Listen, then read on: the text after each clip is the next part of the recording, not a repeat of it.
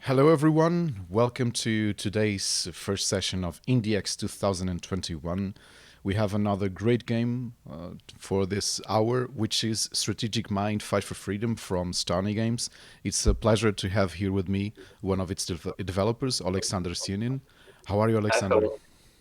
Fine, thank you. Hello, everyone. Hello. And before start, I just wanted to ask you some questions. Sure. Strategic Mind is not a new series. Friend? I actually, before you submitted these two games, Mm-hmm. I I have already bought the first two of the series Well, because that's I'm a huge strategic that's really games cool. buff, like I told you in So, our chat. so did So you have a chance to play them? yeah, I played the. I can't remember which one. Which I can't remember if the first one or the second one. I played a bit of it, and when I watched you Mm-hmm. submit, Mm-hmm.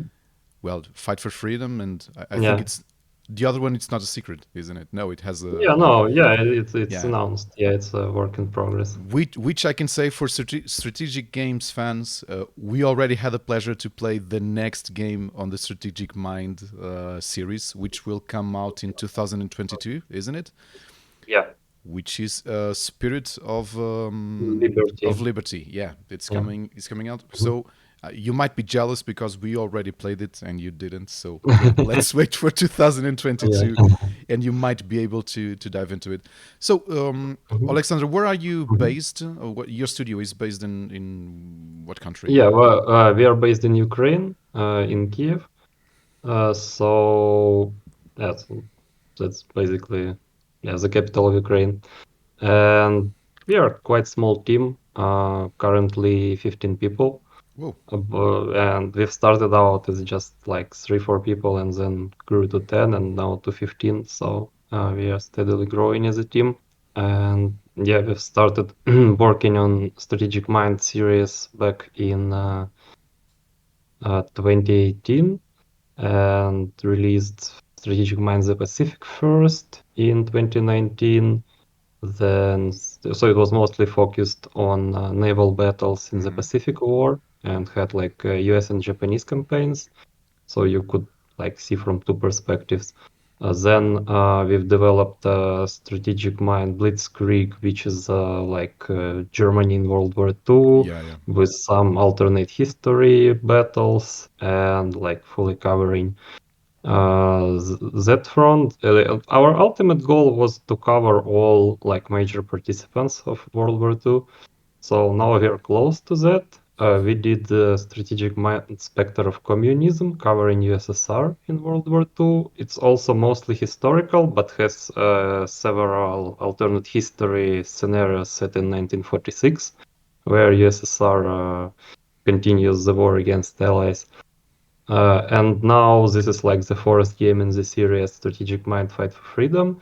So it covers both United Kingdom. It's a fully historical campaign starting in 1939 and up to landing in Italy in 1943. And then uh, US campaign, starting with Normandy landings and up to the end of the war. And then the US campaign also has alternate history continuation set in 1946, where Allies take on the USSR. Okay, by the way, you just said you started the first strategic mind game. You had three Hmm. people in the studio. Now you have close to 15. Yeah. Is this your so you were able to grow your company and make it sustainable in a way that you already have this many people working there? Was it hard to get to this point? Uh, Well, it was quite complicated, and we are always like very tight on on budget because basically we spend like everything we earn. But at least the team is growing, and so we hope that we can keep growing and build a strong company that's specialized in like tactical games. Well, Yeah. So now we are working on the next. So we've covered like most of the major powers, but we also wanted to cover Finland because we feel that it might be not such a like huge country like USSR or like United States. or Germany during World War II, but they have an amazing history, like surviving against like Their overpowering neighbors, the opponents. USSR, isn't it? Yeah. Yeah, and it was really tough there. And I think like the Winter War gets some coverage, but it's not the end of the story because there it's like only like maybe 5 or 6 months. But then from 1941 to 1944, there was continuation war, and then a short Lapland War against Germany, like ex-ally. So it's really like interesting story how Finland like barely survived a number of times and saved its independence. So it should be really interesting project, like of concentrating on that not very like widespread part of history.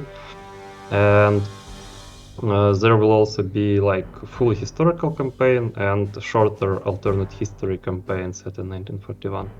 This being said, I think everyone really, and by the way, hi everyone on our chat, because I usually forget to be polite enough to say hi. I think we're going to dive now into strategic mind, fight for freedom, and we're going to show you why we love this game so much and why we're so happy for having it as one of our 50 finalists for IndieX 2021. Okay, here we are. Alexander, so what do you think it's the best way to showcase the game? Do you want me to dive into new game, dive into the tutorial? Yeah, I would suggest starting a new campaign. Okay. So I hope we'll have some time to quickly show like the beginning of the United Kingdom campaign and then probably a little bit of the United States campaign. Poland was invaded by the I German army, suggest and it is just time for the starting United campaign Kingdom and to start declare with the war United on Kingdom Germany first. and intervene. There is no Okay. solidarity in the ruling bodies, as many are... Yeah. Also, I can't see your screen at the moment.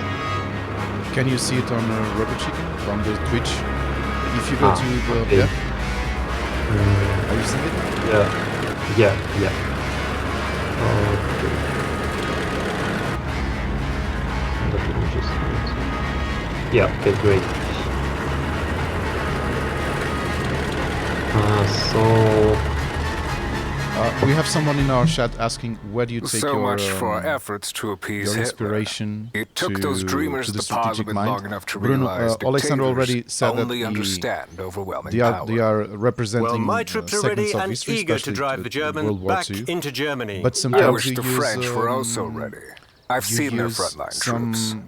They're liberties, more don't you? rabble So than an army. you Still, we insert have more than enough alternative forces history to throw the Germans back elements into in their your barracks game. before Poland is overrun. Yeah, well, The secret line won't stop us. if It's we are both talking about unfinished and the undermanned. game, like part of the politicians project, disagree. then They we declared certainly war on drew Germany, inspiration but it seems from like they the expect Hitler to back off Panzer General because of some series. harsh words. So we I take wanted it Prime to Minister have a Chamberlain like won't authorize modern offensive look operation. on that He like won't.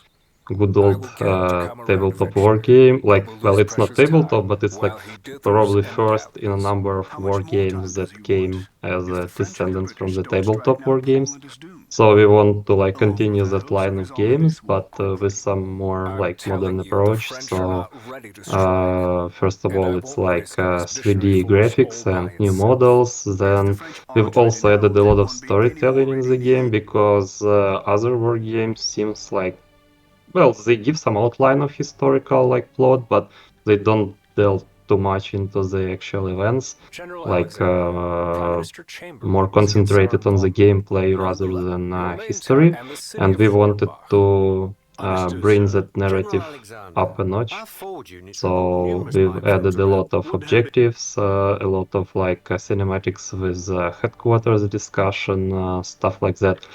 So yeah, basically we were inspired by the classical war games, but we wanted to add more storytelling, more narrative, Forces are comprised of both core and and non-core some units. more things to Core unit explore. strength And like indicator is green and we round also shaped, update meanwhile core not only units is this, yellow but and also the game hexagon shaped. mechanics Non-core units got some allocated for one mission improvements. only, while core So units will accompany you throughout the I campaign. have to say Be able to level them that up we and have provide them really with new cool equipment. supply These units are the system ones for which the should be games under of your this primary protection. genre.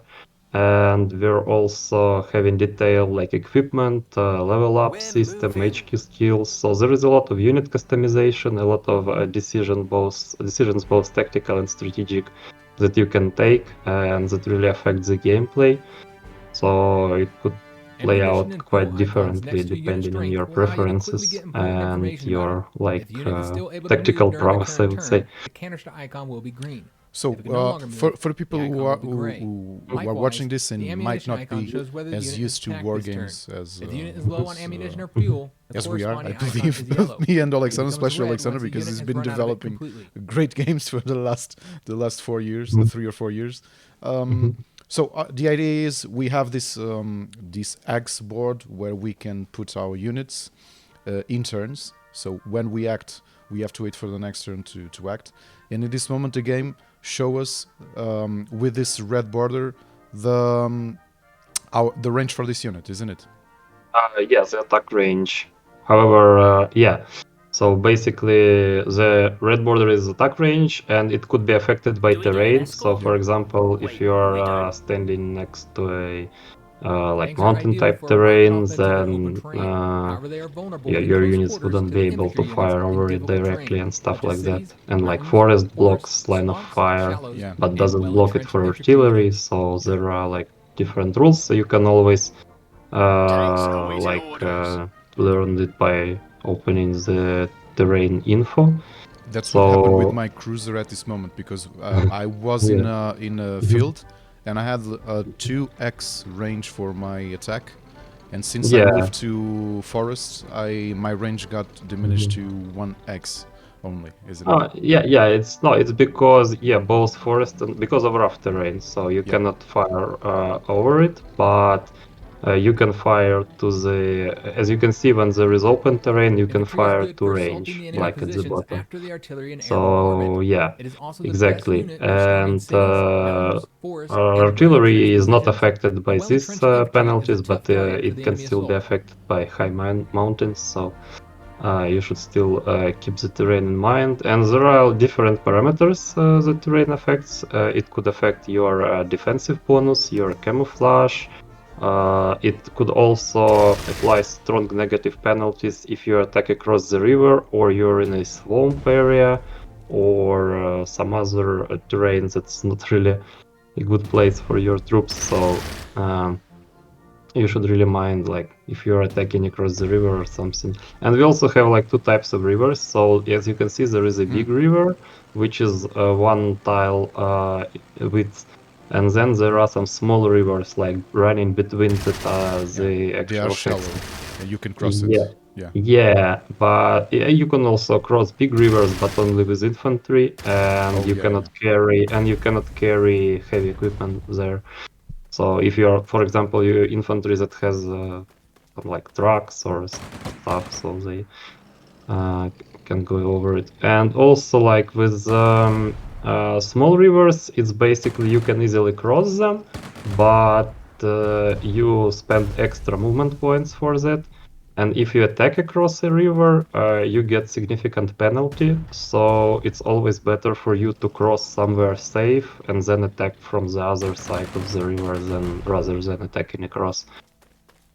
So there are lots of like different mechanics tied to that.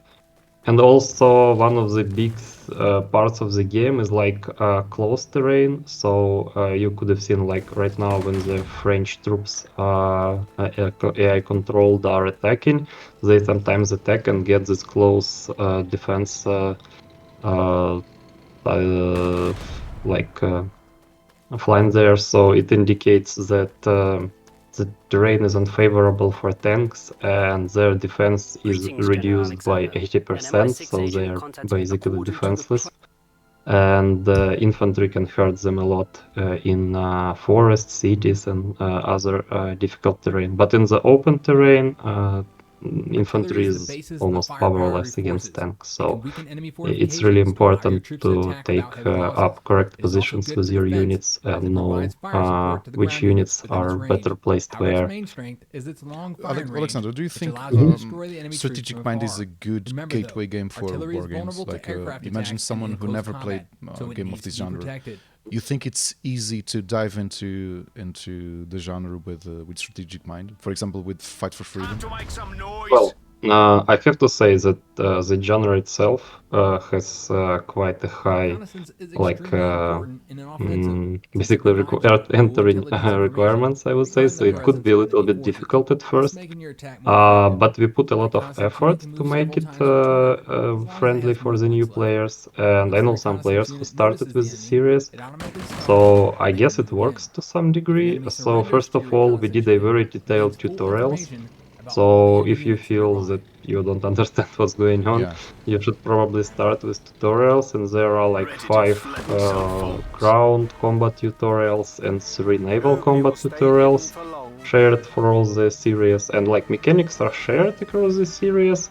So if you've learned to play one of the Any orders strategic for mind us? games, you would have a much easier time playing other. There would just be new content like new plot line, new units, We'll new sneak equipment, upon stuff them. like that. But the general rules An are the same, anti-aircraft unit is a and powerful and we've worked versatile on them weapon. for Its several main purpose years, is to like protect your improving forces them from and enemy adding, aircraft like by whenever launch, we fire support, release new and direct game, we attack of would the enemy. update However, all it can also previous effectively games combat so ground that units. they are all like Large caliber anti-aircraft conform in artillery terms is of a good rules weapon and for destroying everything. enemy tanks. So they're all at the same page. So if you start now, it would be easy to jump from one to another. And also, if you're new to the genre, Ready to make it some could be craters. like easier for the new players because there is an interesting plot line and there is something driving you to keep playing, like to learn what's happening afterwards and stuff I like that. spy with And my also little like eye. detailed tutorials, hints, and everything. But it might be a little bit overwhelming at start, I Yeah. have to say. So But most of war yeah. games are. If you Yeah, I even mean, even if you're used to playing war games, I usually feel you have this adaptation period when you start playing a new game. So you're understanding units, you're understanding what the developer wanted to introduce, because rules differ. For example, I believe the way you calculated the effects of each X and each terrain is different from other war games. So you have a learning curve and your adaptation curve. Yeah, that's true. And I mean, for like players who are new to the genre, I would say you would have to spend probably a few days getting around like all the key mechanics, and then you would be able to play comfortably and then learn some tiny details as you go. But you'll probably like almost never like learn it to perfection. So there is really lots of tiny details, but. You're correct. For even experienced players, it's tricky because we get a lot of players who've already played like other war games out there, and they always compare like the rule set and everything. And it's very like I would say deceiving because it seems like a very similar game, but when you start playing, you understand that it's actually quite different. So I watched a bunch of live streams from players who have like lots of hours in Panzer Corps and other games in this genre, and they at first they say, "Oh, this is just a similar game," and then they play for half an hour and say, "Oh, it's completely different." So I guess I like really messed it up because I thought it would work the same way, but it didn't. So like I'm in a bad spot right now. Because So, strategic yeah. mind has an interesting layer, an extra layer of complexity. If you're watching while me and Alexander are speaking, while both when I attacked and when the AI attacked, you can see that there are some effects in happening, like demoralized, like what was the one we just saw. So you have different. Like we just saw this, like these soldiers got demoralized and got away from the X building. So a sudden attack, which might give, I believe it might give a bonus on the attack, isn't it? Yeah. If So it's, basically, overrun, yeah. So sudden attack, you would strike first before the return fire. It's because the enemy didn't see your unit before the attack. And also before that, we saw like some recon car gathering intelligence. So if the unit is demoralized and like runs at 0 strength, he can be like captured and interrogated, and will give away all the units within 5 hexes away. So you'll get full intel. And we have interesting spotting system. It has like 4 levels. okay. So you can have no vision of the enemy. You can see it as a question mark. You can see it as a unit, but its strength is question marks, and then you can see like its strength. it provides different levels of information. So first you don't know anything, then you don't know which model, but you know there is some enemy. Then you know what type of enemy it is, but you don't know its exact strengths and its level and its extra equipment or abilities that it has. It's like levels of fuel and ammo and stuff like that. But if you get full intel, you can learn all of that, and you will get a correct calculation. And also, if you attack units that are not fully identified, you get some combat penalties for that. So we really want to incentivize scouting, and there are many ways to do that. First of all, it's scout cars, like armored cars, but also it's HQ skills. You can click the button next to the end turn one, and it would allow you to use some headquarters abilities, so you would learn most of them in later battles between the missions, but at the start you get air reconnaissance, so you can use that to learn the enemy locations. And also we have different weather and the daytime, so so there is night turns where the visibility is greatly reduced, and where all damage is attack parameters are reduced, so it's really hard to attack effectively, but you can use the time to move your units, take better position, resupply and stuff like that. And also some units can learn skills to be more effective during the night, so you can use it to your advantage, use some night vision devices. Those of course are available later, maybe in 1944, and not for all countries, but Germany has them, and some other campaigns you can take trophy ones, so you could use skills and equipment to negate some of the nighttime penalties and stuff. So we have daytime, nighttime, we have winter, frosty weather, we have rain, we have sandstorms. So depending on a theater of war, it would be quite different, and each causes its own complications. By the way, I just noticed when you hit enter, for example, here you have I have two questions. The first one, in this mission we started in September the 7th, 1939. Is this a real battles that occurred starting this date? Yeah, well, this is a fully historical campaign, but this first operation, it's a bit of a stretch, because historically this was a French offensive, and we had to let you play with the British. They were only unloading troops, so they wouldn't have made it on time here to join in. So it is a bit of a stretch, but we wanted to start small because the next battle is landing in Norway, and it's a landing operation, so we felt it was too difficult for the first one, but historically it was the best. So yeah, we had to compromise a little bit on this one, but so it's a real operation, but it was a failed French offensive, so they advanced a little bit at first, but then they stopped at the Siegfried line.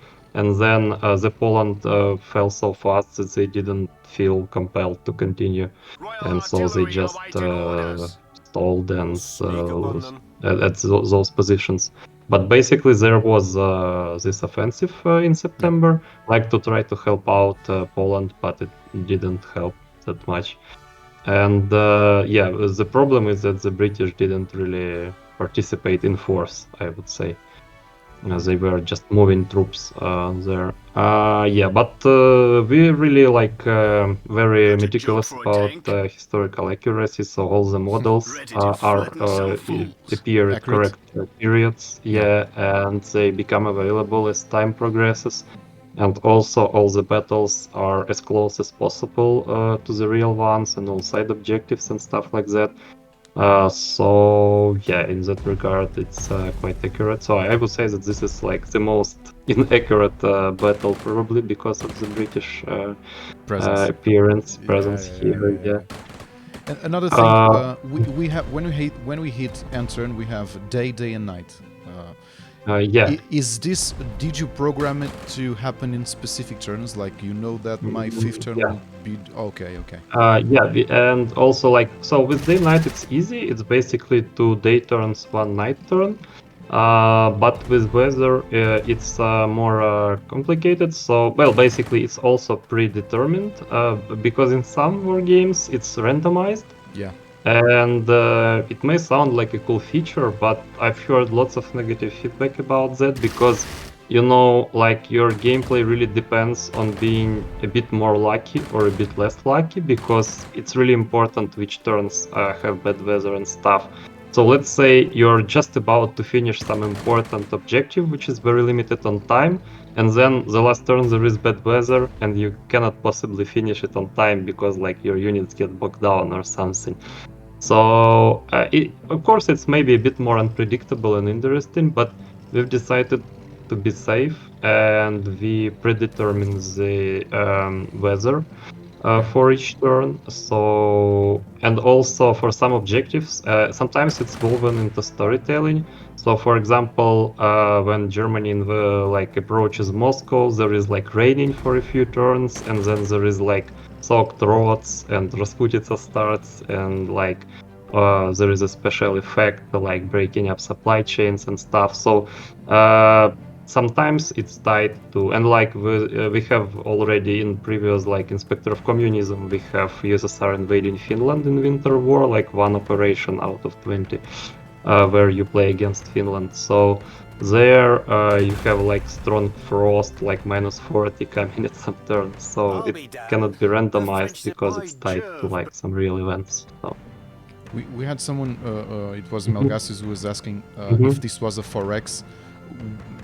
Not quite. No, War games no. are different in what you're supposed to do. Do you want to yeah, tell us sure. if it makes sense? I just want to say that maybe we should start the US campaign to show I was yeah.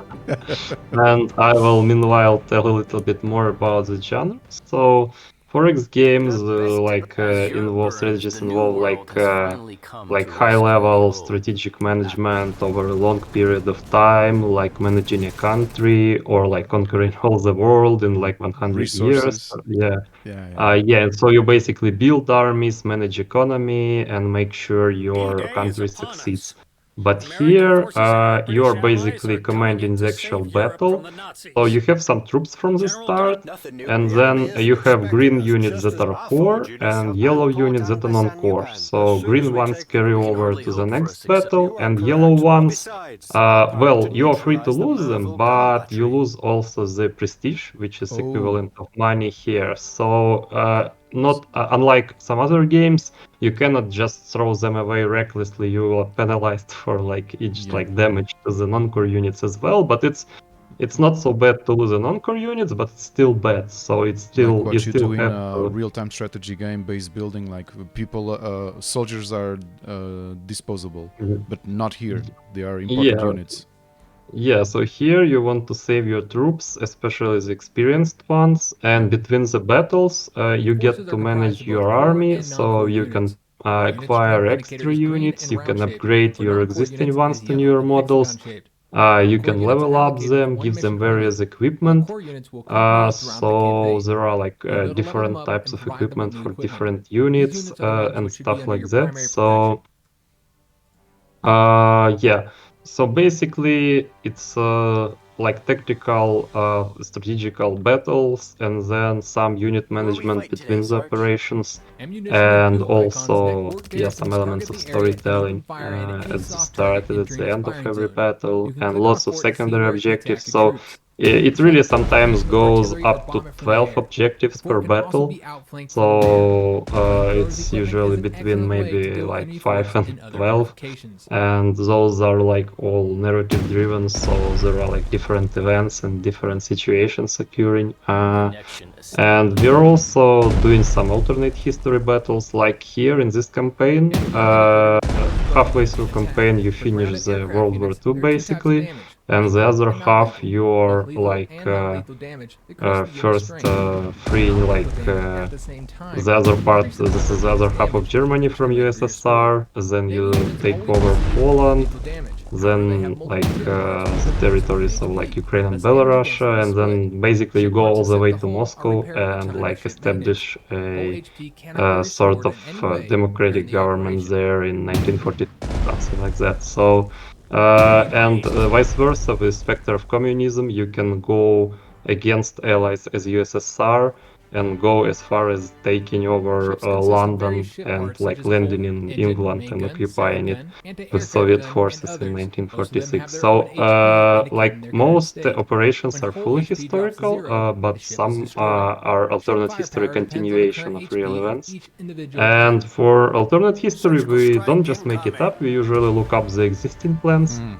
So, for example, there is a famous Operation Sea Lion, like the planned German landing in Great Britain in 1940.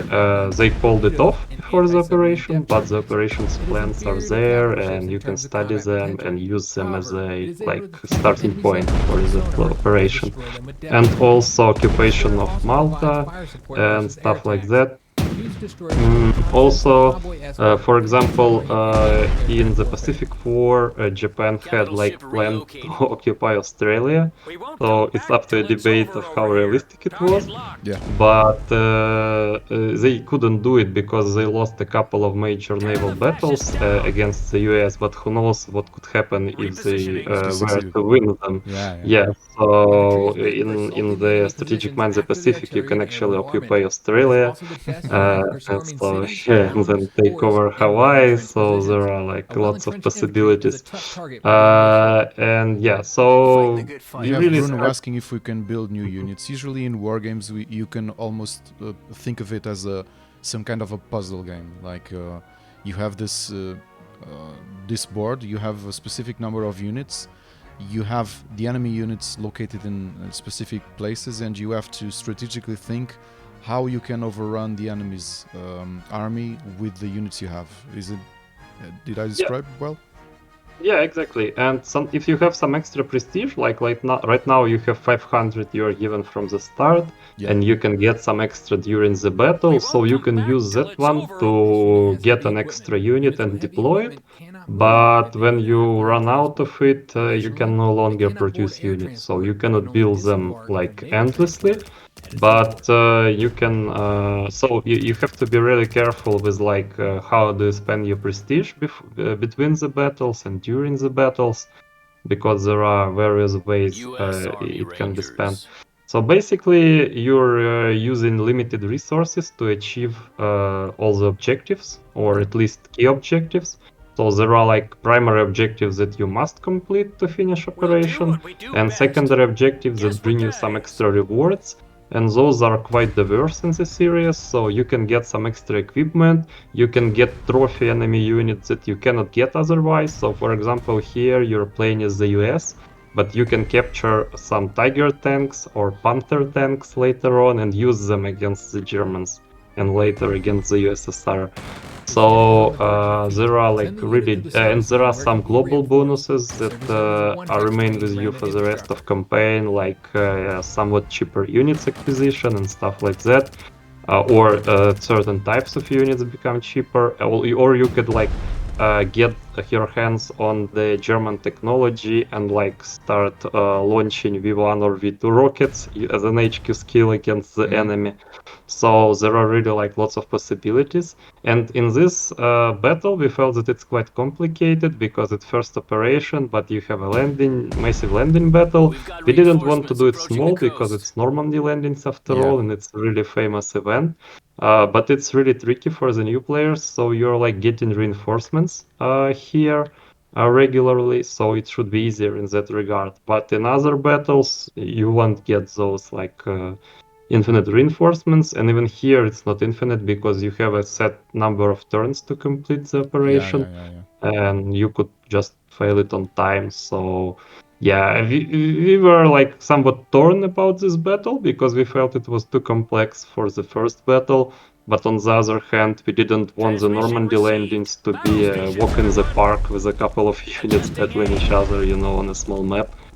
So yeah, it could be a little bit overwhelming. So for the new players, I suggest starting with the British campaign, it's somewhat like more gradually growing to complex battles, and there you can learn all the basics and then come here and just you know win the battle. So also I really suggest all the new players to have a look at the tutorials. I know it sounds boring, but they are really helpful. Bruno just Yeah. said, and I have to agree with him. In a way, yeah, it's like a chess game. Well, you have Yeah. your Yeah, units. yeah. Yeah. Yeah, I think it has a lot of similarities. What is your order, sir? It is just that Here to cover chess is your an back. abstract game, but here it's the much US more Navy. tied to the real like events, Put a real shell in units, real like historical Adjusting figures, and so it could be really much more like interesting and immersive, Damn, especially should've for stayed on the people farm. who are like interested in World War II history or in like war theme.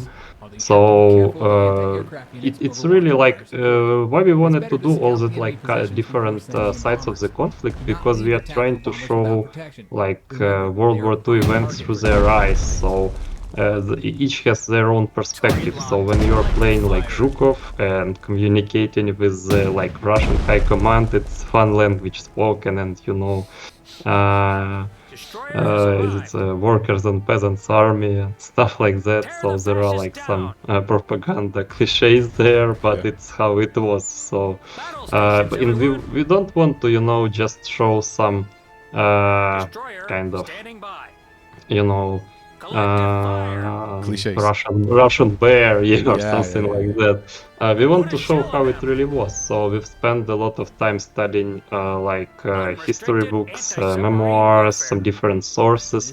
So, for example, the USSR campaign starts with basically arrest and fake shooting of the like Russian top commander Konstantin Rokossovsky, which really did take place historically. So he was put against the wall, and the squad fired fake rounds, basically to scare him and make him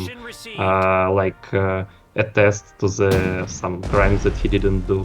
So basically to get his false some false statements from him and accuse his comrades and stuff like that.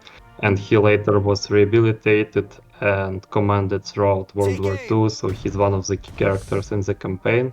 So stuff like that, and it's also really interesting to show like the views and the mentality of different countries. So we have United States Pacific campaign, United States European campaign here in Fight for Freedom. We have Japanese campaign, which is also really interesting.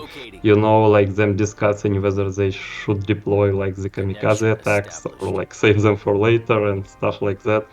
So and like discussing like different like tactics and battle plans and stuff like that. Also like United Kingdom campaign, USSR campaign. They're all different. They have different views on on waging battles. So they have different views on economy, different views on world order and everything. And it's really interesting to show that. And of course, it's sometimes crosses very controversial themes. So I guess we had the toughest time with Blitzkrieg because we have Hitler there, Yeah. addressing Reichstag and stuff like that. So that was probably the most complicated project in terms of In theme, like in terms of theme. Yeah. So and that's the only one where we had some restrictions. So like we couldn't. So there are some limitations if you want to sell the game in Germany. I think it only affects German market, but like you cannot show swastikas or did you have some other. to do a different version for the German version, or how did you Well, work around? Initially, we've just replaced swastikas and others. So basically, we did what was done during the denazification process in Germany, where all swastika and some other signs were replaced with like German cross, which is back from 19th century. Yeah.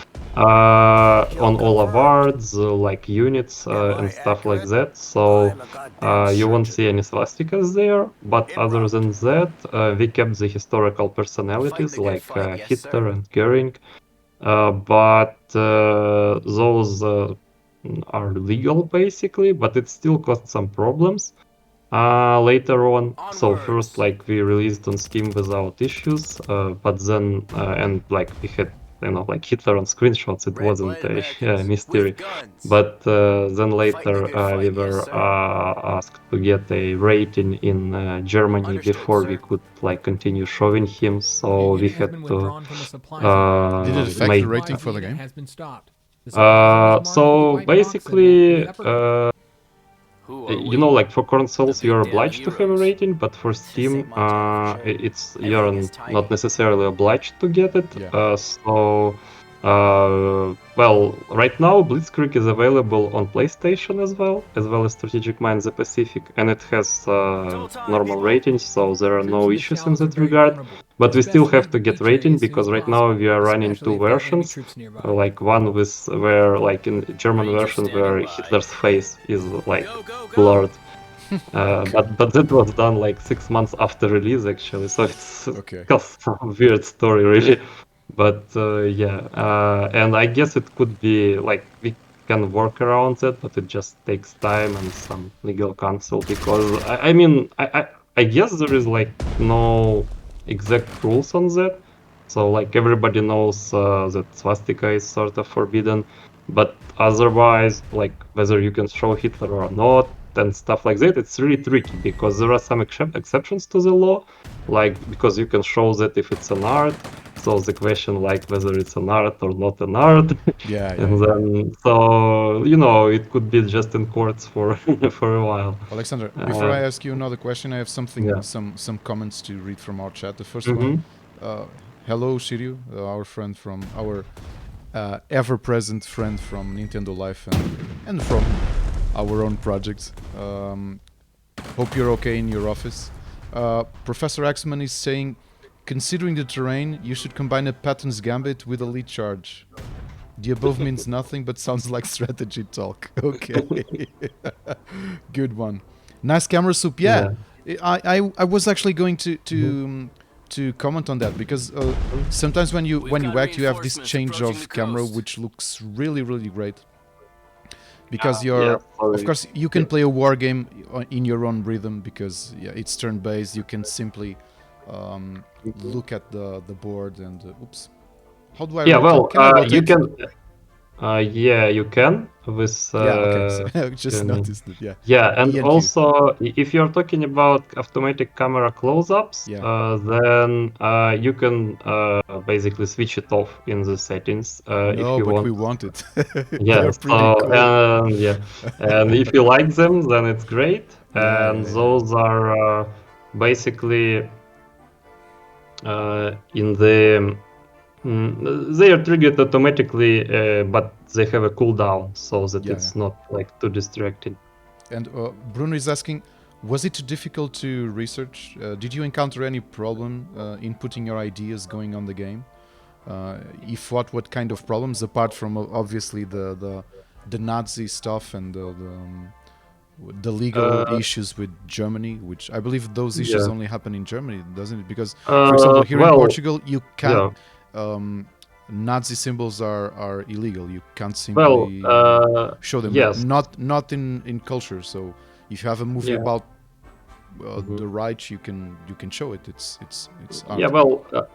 You're not promoting the ideology. You're creating something. And you can, if you play this Strategic Minds Blitzkrieg, you will see that we are not showing it like a good thing.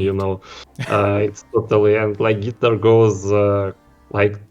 He starts like more or less reasonable, but he goes crazier with every battle. So at the end, he's some sort of lunatic, and you're like thinking how to get rid of him because like this crazy man is doing some weird stuff there. So it's not complementary, but we try to get it objective. So we don't want to demonize anyone, and we don't want to like propagate anything. So we try to be as objective as we could possibly be now in 2021. Sorry, but like we try to keep balance between like historical authenticity and like being true to details. And well, I guess the trickiest part is to avoid some propaganda stuff that was like invented later on.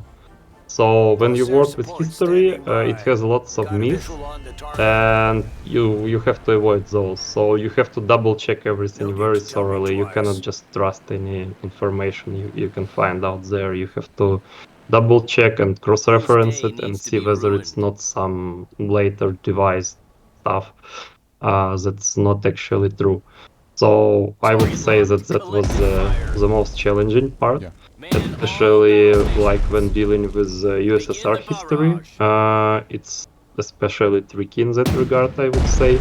And we got a lot of like, controversial feedback from people who studied history during like USSR, because some things are considered myth right now by like worldwide history, but many people believe them, so it's a little bit tricky. And also from legal point of view, swastika is forbidden in Germany, but we had a problem with Blitzkrieg in Russia, because there wasn't like public like basically like sort of an outrage, because in alternate history battles we've shown Hitler commanding parade on a Red Square after the Moscow was fallen. So that was used by the TV and media, to make some make some rant about that. So that was a bit complicated, and we had to explain to everyone. But people on Steam rated the game like very high, and were quite happy and said like there is no propaganda or nothing. It's just bullshit, because most people just judged it by a 30 seconds video fragment.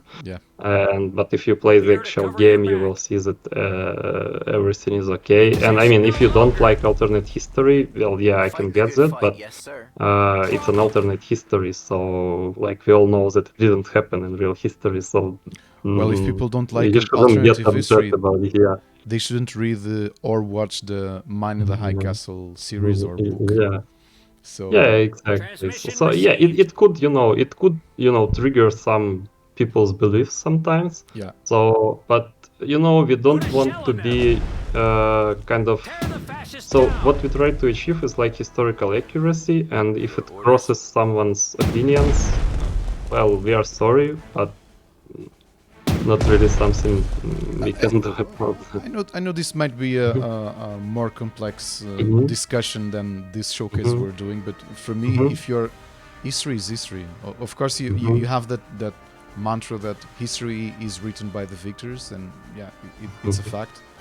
But still, if you try, I know it's really hard to look at history from a neutral perspective, but history is history. If you're representing a battle that happened in World War II, there isn't. For example, now I could extrapolate, because when I attack with my Americans, they say kill the fascists. Yeah, I believe they might have said that because they were actually killing fascists, and you can't extrapolate from that. Even if you listen to German sentences from Nazi soldiers, you're representing history. You're not promoting their ideology. I believe it's tricky to do these kinds of game in 2020, specifically for that. And it's also a little bit tricky, because I guess that in many like scenes, especially like in Strategic Mind Blitzkrieg, we are like somewhat ironic. So, but some people might not catch that and like take it at face value. So that's also sometimes a little bit tricky, because like so for example, when we show Hitler's speech in Reichstag, we took his real excerpts, like real parts of his speech translated into English, and we didn't change a single word. We just took some parts of it to make it shorter. But before, and he starts telling about Poland attacking Germany on the 1st of September. It was his historical speech, and said that they will return fire. But before that, we show War Council, which happens like 5 days before, and where he said, "I've signed the decree, we are attacking Poland, like get ready for the invasion," stuff like that. And then when he addresses Reichstag and he passionately speaks about those Poles invading Germany, so like you can see that this is ironic. But some people just watch, oh, it's Hitler, he's telling us something, he's telling that Poles attacked, so maybe it's, the developers are, rewriting history or something. Yeah. So sometimes it could be a little bit tricky to understand all the like intricate details. I just noticed that time flies when you're having fun. Alexander, I just have one last question for you about Sure. Strategic Mind for Freedom. We have two campaigns. We have the American and the British. Yeah. We know historically they have different kind of units and different kind of vehicles. What can we expect? For example, is the British campaign more air focused or not? Like with the Royal Air Force? What kind of difference can we feel from playing one army for the other? Well, I guess the key difference is time frame, because Britain starts early in 1939, so you get access to like more like older types of models, and then they progress as the war continues. With US, you jump right in 1944 with like much more powerful weaponry, and you also have strategic bombers, which are like unique unit to that country, and and you also get access to some top-notch British units you can purchase. So, and there are some crossovers. So, for example, some characters appear in British campaign, and then they are like key characters in the US campaign, and vice versa. And then it's also like basically it's showing like different periods in history, because even though it's only like 6 years, all the units and machinery and technology moved forward, leaped forward really fast. Yeah.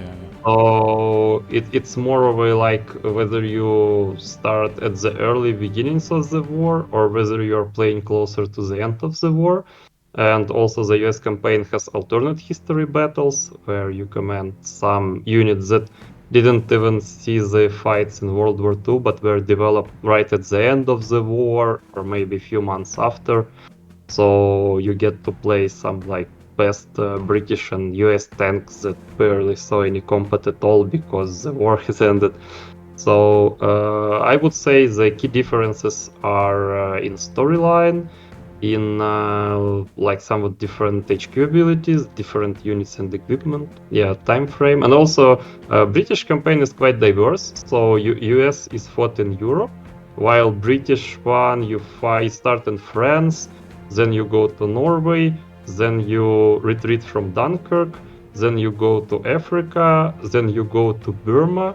So it's like colonies in basically near India. Then you go back to Africa, and then you're landing in Italy, so in the Mediterranean. So you're all over the place. So it's like really like type of showing that Britain was a huge colonial empire back then. So so they're quite different, but and I hope you'll enjoy them. Alexander, I can thank you enough for submitting your game, to congratulate you for this great series, this great war game series. I hope more people can get to know it and dive into war games if they are not into it with Strategic Mind. Thank you for being with us. Bruno was thanking you, and obviously me and the IndieX team would like to thank you for spending this hour with us talking about Strategic Mind. I know this is a complex genre to be showcasing and talking about at the same time, because you have to concentrate. And if you watched it on a rerun, I committed lots of errors, lots of strategic errors, but it's normal. From Sure. our end, Alexander, then again, thank you Yeah. for Thank you very being with much. us. And sorry, it got dark really fast, so I couldn't Don't worry. adjust the light in time because we were talking. But I so just thought sorry it was for the to dark be camera. more dramatic to talk about the It game. wasn't part of the plan, so I should put more strategic thinking into the time of the day next time. Alexander, thank you. Yeah, And thank you we very will much. return in 5 minutes with the Dark Light for another IndieX 2021 session. Alexander, thank you. Thank you, everyone. Don't get out of Twitch because we're just returning in a few minutes. Thank you, everyone. Thank you, everyone. Goodbye.